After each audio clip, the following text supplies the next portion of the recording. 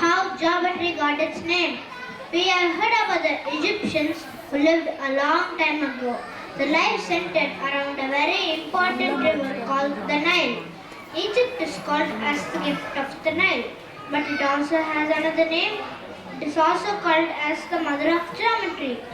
Besides water, the Nile River also provided something else that was very important for the farmers. This was the good soil that washed down from the mountains every spring. When the snow melted, so much water would come that the river would overflow its banks and spread the soil it was carrying over the farmers' fields. This was wonderful because the new soil that came every spring made it possible for the crops to keep growing well.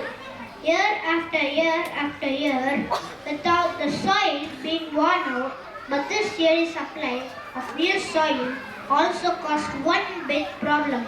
The boundary lines between the fields were washed away by the water and covered up by the new soil.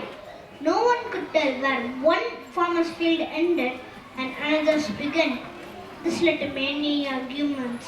This is part of my field, shouted one farmer. No, it's mine, shouted another. No, your field is there, mine is here.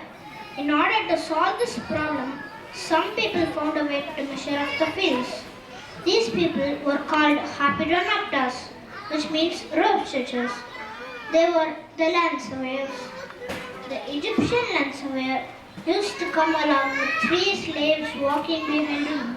The three slaves carried a rope. This rope had special knots. The knots divided the rope into sections which are in the proportion of 3:4:5. The Hapidonapters would mark off a straight line along the banks of the river.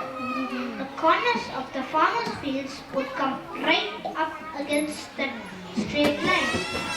Several people would have to hold the rope, each at a special place. Then they would bend it into a triangle shape.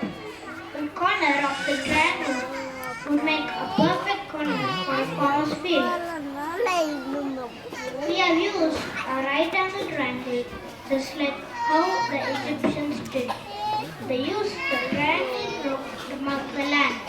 At that time, the Egyptians did not know why it worked, but they did know that it worked. No matter how long the rope was, if they kept the proportion 3:4:5, that would enable them to make right angle triangles, and this was of great use to them. You can see how important these Hapidonapters or rope stitchers were. The flooding got the Hapidonapters to figure out a way to measure the land so the farmers would know where the fields were.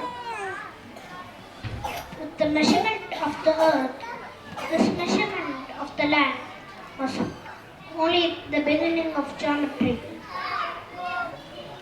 As time went on, there came to be more to geometry than just the measurement of the earth.